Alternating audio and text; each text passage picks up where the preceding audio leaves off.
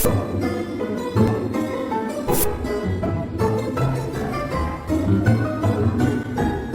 everybody, I'm Moody Boo, the Fragrant Nomad, and I'm here with your choice of the 8th Annual Moody Poll, 7th Annual Moody Poll. Anyway, it was a clear winner, and that is Gallagher's Septamber. Yup, their newest release. So before you get started, let's address the elephant in the room. No, the elephant did not sit on my face. That's not where the black eye comes from. Actually, it looks great now. You should have seen it Monday. It was crazy. It's not an interesting story how it happened. It happened at work. I found out that my skill set lies with nursing and not wrestling appliances in my new office.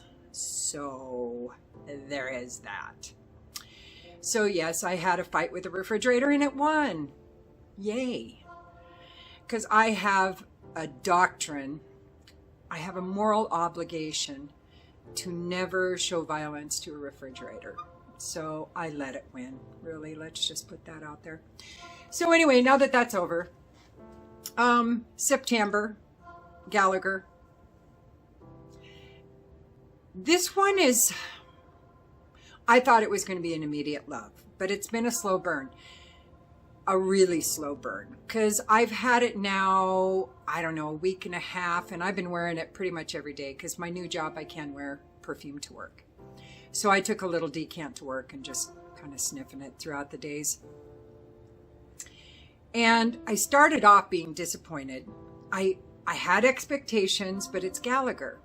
Now, if it was one of their vault perfumes, I would be dubious because I haven't had great luck. I'm not in love with any of the two vault perfumes they pulled out of, you know, the back room or whatever and sold again. But their newest releases are crazy good. I mean, Rosé All Day is still one of my all-time favorites. Amongst Waves, Behold, Patchouli. Just some fabulous perfumes. So this was an easy blind buy for me. Again, I had expectations. I thought September, it's going to be fall and amber, those kind of aromas. And I think that's what they were going for. But I don't think they quite hit it with this perfume. It's good, but it smells a little, and I hate to say this, but a little amateurish for Gallagher. They made it into kind of this very powdery, earthy kind of a perfume, and I don't feel a lot of major creativity with this perfume. There's no wow factor for me. Let me tell you the notes, and then I'll tell you what I get from those notes. It's apricot, black tea, Tunisian neroli, Turkish rose, red wine, oak wood, honeyed amber, labdanum, vanilla, maple, immortal, tobacco, benzoin, hay, and leather. Those notes are like tripping my trigger every time I read them. And you can tell a lot of those notes are in here. So I'm not sure what's holding me back from loving this, besides the fact that it's incredibly powdery. But, you know, it's got immortal in it, and some tobacco can be kind of powdery. Hay, yeah, there's a lot of very powdery notes in it that really tend to dominate this perfume. Now, that doesn't mean I don't like it. It just means I don't love it, and I probably won't reach for it much. It's one of these I'm going to have to walk away from for a while, come back to, and reassess. I don't really get the apricot per se. Definitely get the black tea. I don't get the neroli necessarily. A little bit of rose. I do get the red wine, but it's like a Merlot. It's super dry. So with that really dry wine mixing with all those powdery notes, just makes it dry and powdery. And That's fine as long as there's some moisture to balance some of those notes out. It can be really intriguing for me. But it didn't do that. There's not a lot of notes to give some juice to the powder. It's just very, very, very dry and powdery. Very dry and powdery. We're talking, to me, I think it's every bit as dry and powdery as L'air du Desert Moroccan by Tower. Except for that one, there's a really good balance of some moist notes in there that keep it from going where this one is going for me. Too powdery, too dry, nothing is pulling it in.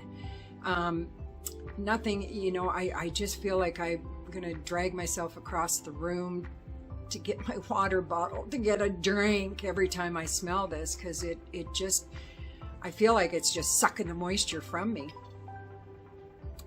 But the notes are lovely, and especially the notes that I detect, like the maple, I definitely get that. I get tobacco, a little labdanum, a little honeyed amber, oak wood, definitely. It's a very dry kind of oak wood. And again, a little bit of red wine, a little bit of rose, all kind of on top of that powdery. Even the leather, I think, smells a little powdery in there. The benzoin, I think, is dry and powdery, whatever notes they used. And I just, not that I'm any expert, but I just wish that they had put, you know, if they're going to use a rose, use a really, really moist, creamy rose. Add some creamy notes to it, like a creamy sandalwood, or something other than the red wine. Maybe something with a little more zhuzh to it than the red wine, because like I said, it's that Merlot kind of vibe that I'm getting that's really dry. And it doesn't, it just gives this kind of puckering sensation to the perfume, because Merlot tends to make me pucker, and I kind of do that with this between all the dry notes and the powderiness. Yeah, there's a definite pucker factor with this.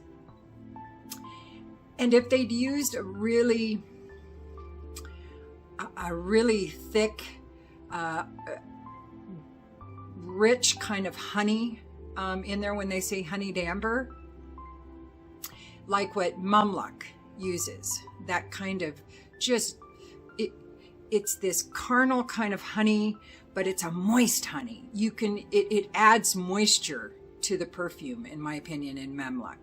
And if they'd have gotten something like that going on in here, this thing would have been probably right up there with Rosé All Day and Amongst Waves. But it just is missing some things that I love.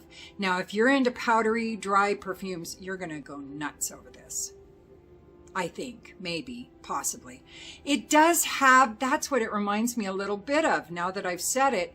It has a Tower vibe to it. You know how Andy Tower can make, like L'air Desert, really dry, and almost this metallic stoniness can be in some of his perfumes. This has that. But Andy Tower has more experience with that, so he does it better. I appreciate that they're trying to branch out and try a new avenue than what they have tried thus far. But I think they need to go back to the drawing board and tweak a couple of the notes in order for me to get interested. Because I really doubt I'll wear this again for a while until I come back to try it again. But boy, yeah. It really reminds me of a Tower. Yeah. Again, I don't dislike it in the least. I like it very much, but I don't love it. And so it's going to go on the shelf with my likes and my dislike kind of perfumes. And I probably won't get back to it again for several months, maybe a year, before I reevaluate whether I still feel the same way about it. This will come across as masculine, I think, to a lot of feminine personalities, because of that there is this heavy, leathery tobacco kind of a vibe to it. And I think a lot of feminine personalities will feel like that's a bit masculine for them. But it is really nice. It's really nice. It's a hint sweet with that powdery dryness. It's definitely earthy. Now the maple adds a little bit of moisture to it, but it's not enough to counteract everything else that's going on, is the thing. But you do get some of that maple. It does smell like fall. And it is really good perfume, I think, for the cooler temps. I would not touch this in hotter weather, though. Not even at all. Not once. Never. But cooler temps, yeah, blast away. It's not a beast mode kind of perfume. So that is the difference between this and a tower perfume, is because his is going to be pretty beastly. This one is not. It's much more polite. There isn't a big trajectory because you don't get top notes, mid notes, bass notes with this. You kind of get them all at once. So that makes it really difficult to have a dry down, except for some of the notes kind of poof out. And then you get more of those bass notes in the deep dry down, which is actually my favorite part, because the hay kind of lightens up a little bit, and so does the red wine. You do get the black tea too, but that just adds to this powdery kind of, what am I trying to say? This powdery kind of earthiness, I think, that I'm getting. I don't smell black tea by itself. It is well blended, I will say that. But like I said, it's just like all of the notes you get all at once. And then in the deep dry down, it's more about the tobacco, the maple, vanilla, the benzoin, the leather, a little bit of labdanum, and the amber. So some of that powdery dryness goes away a little bit. And that's my favorite part of it, is the deep dry down. But it still is a bit too much for me, personally. And it's not one I would give to my husband to wear either. Now, I do think there's going to be a lot of people that are in love with this. It could even get cult status like Towers, L'air du Desert. I feel like I'm really bashing this perfume, and that's not how I feel. I do like it. I just missing some creaminess, some moisture, some wetness in there to balance all that powdery dryness.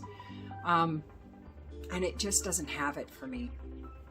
Also, the other thing is the sweetness that's in here smells very generic to me. I like sweetness with my perfumes very much, but I want it from something, like a sweet pear or a sweet rose or a sweet vanilla or something like that. I know that sounds redundant, but this one just has this generic kind of sweetness to it. I can't really place what note it belongs to, where it's coming from, or which notes the sweetness is coming from. It's just there. And it doesn't add a lot to it. Not that I think the sweetness should stay. I do think it should stay because it doesn't have that moisture. So, am I making any sense? This one was a tough one for me to review, because I was like, wow, it's good, but it's not great. Now, pinpoint why the fuck it isn't. So that's what I'm trying to do. I think it all boils down to the powdery dryness. It's just too much without having Towers' expertise of adding, this beautiful menagerie of dry, dusty kind of notes. And when you wear it, you don't feel dry and dusty. This one makes me feel dry and dusty, kind of thing. So anyway, performance is good. It's not as good as some of the other Gallaghers that I have, but it's good. It's about, in cold temps, I've been doing 2 to 3 sprays, maybe 6-7 hours I get with 2 to 3 sprays. It's not a beast mode kind of perfume. It does come kind of close after a couple of hours, which isn't necessarily a bad thing, because it pulls that powderiness in a little closer to you, so you're not blasting everybody around you either. Your scent bubble is within arm's length. from the get-go. And then it does come closer, not quite a skin scent when it poofs out, but it gets pretty close to the body at that hour 5, 4, 5, 6, right in there. Again, cool temps only. I wouldn't wear this as a signature scent because I wouldn't want to repel anybody. This isn't inviting. This is not an inviting kind of perfume. This is more of a, if it was beastly, it'd be more of a barrier kind of perfume, a wall, to kind of, you know, filter the people that are willing to come through your barrier to you. Might be worth your time. The ones that don't care for it and stay in the outer perimeters, yeah, you didn't want to talk to them anyway. So it's not inviting, in my opinion. It would not be good for formal occasions, I don't think, or professional occasions or days, because of previously said reasons. This would be a tough one to find a good occasion for. I guess maybe clubbing, because it's different than what a lot of people would be wearing. Maybe, but I guess it'd just be up to you. I can't think of an occasion for me personally where this perfume would be one that I would think of to grab for that particular occasion, but definitely not days, I don't think. Price is a Gallagher. I think I got it, I think it had a pre-launch sale, maybe not, maybe I paid full price, but their perfumes are mid-range, and this is a 50 ml, I believe. Pretty sure it's a 50 ml bottle. I do like the new bottles. I think the top of this is kind of cool. And it's a regular Gallagher sprayer, so you know it's good. It's a little bit more of the bigger droplets than I like. I like a little finer mist. So anyway, and it's got all the notes right there. Apricot, black tea, Turkish rose, oak wood, maple, and honeyed amber. So even though they put the notes on the bottle, they don't put all of them on there. I'm looking off of Gallagher's website when I read you off the full note list. So, all right, I guess that's about it. I may do Rehab next because it really had a surge there. It didn't quite get up to September for votes on the last poll, but it had a real surge. So I'm thinking about doing Rehab as my next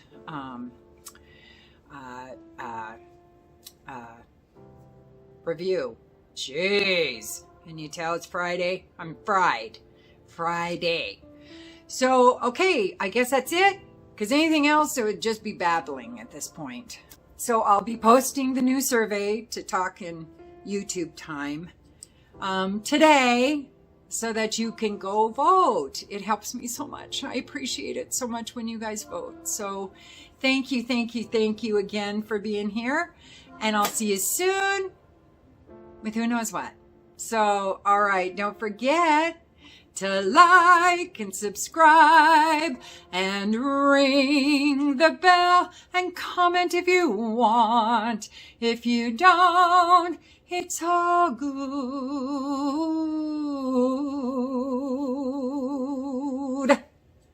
I still love you. And use your own nose. Peace.